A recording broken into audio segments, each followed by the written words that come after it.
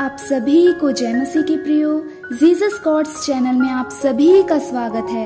परमेश्वर के नाम की स्तुति और महिमा हो। फिर से मैं आप सभी का स्वागत करती हूँ एक और नए वीडियो में। आज मैं इस वीडियो में बात करूंगी यीशु मसीह की इन 5 बातों को आप कभी अपने जीवन में नहीं भूलना।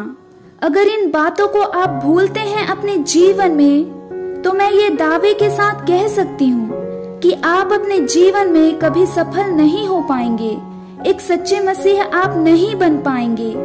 चलिए देखते हैं आज का जो पहला वचन है। आपको बताने की, समझाने की पूरी कोशिश करूंगी। मैं आज आपको ऐसे 5 पॉइंट बताऊंगी कि जिन 5 बातों को अपने जीवन में हमेशा याद रखना और ध्यान रखना है। देखिए आज का जो पहला पॉइंट होगा, चिंता मत करो। हमें चिंता करने की कोई आवश्यकता नहीं है, क्योंकि हमारा दुख, मुसीबत, तकलीफ सब प्रभु यीशु मसीह अपने देह पर ले लिया है, तो हमको चिंता करने की आवश्यकता नहीं है। देखेंगे मत्ती की पुस्तक अध्याय 6 और वचन नंबर 31। लिखा है, इसीलिए तुम चिंता करके यह ना कहना कि हम क्या खाएंगे या क्या पिएंगे या क्या पहनेंगे। आप हमेशा परमेश्वर के वचन में बने रहें तो आपको इन सब चीजों की कभी कमी नहीं पड़ेगी। जब आप परमेश्वर के वचन में रहेंगे तो आपको हर तरीके से परमेश्वर आपकी मदद करेगा। आपकी हर चीज पूरी होती रहेगी आपके जीवन में अगर वचन हम पढ़ेंगे।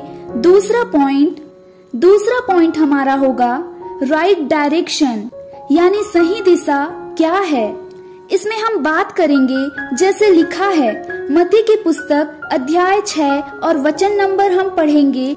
यहाँ पे 1 से लेकर 4 तक लिखा है, सावधान रहो, तुम मनुष्यों को दिखाने के लिए अपने धर्म के काम ना करो, नहीं तो अपने स्वर्गीय पिता से कुछ भी फल नहीं पाओगे।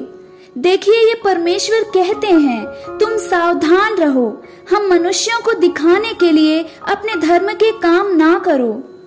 अगला वचन हम पढ़ेंगे, यहाँ पे लिखा है दूसरा, इसीलिए जब तुम दान करो तो अपने आगे तुहरी ना बजाओ जैसे कपटी सभाओं और गलियों में करते हैं, ताकि लोग उनकी बड़ाई करें, प्रशंसा करें।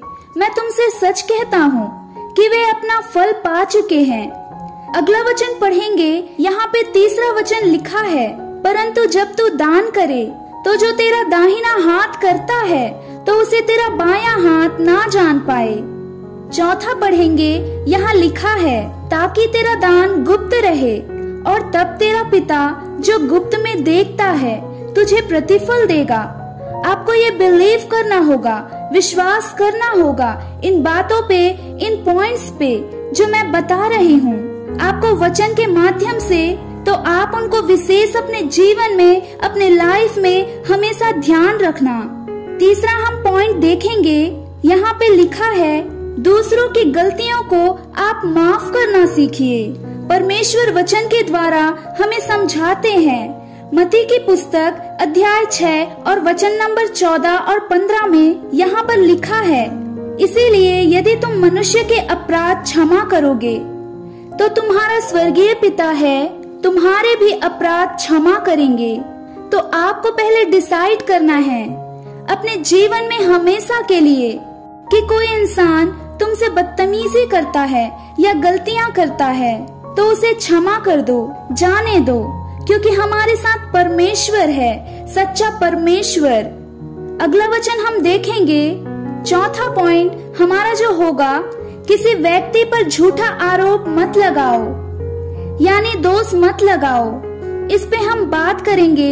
लिखा है मत्ती की पुस्तक अध्याय 7 और वचन नंबर 1 और दूसरे में लिखा है, पहला, दोष मत लगाओ कि तुम पर भी दोष ना लगाया जाए।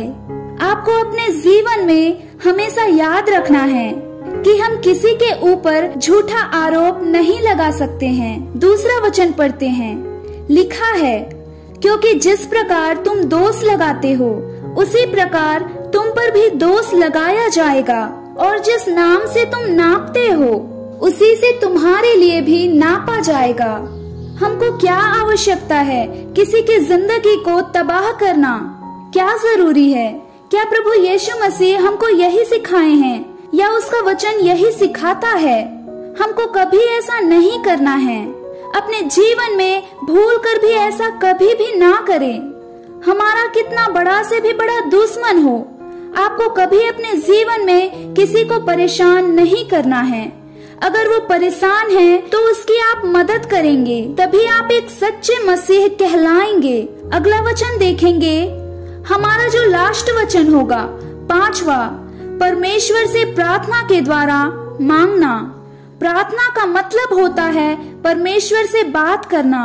इसे हम देखेंगे मत्ती की पुस्तक अध्याय 7 और वचन नंबर 7 में लिखा है, मांगो तो तुम्हें दिया जाएगा, ढूंढो तो तुम पाओगे, खटखटाओ तो तुम्हारे लिए खोला जाएगा।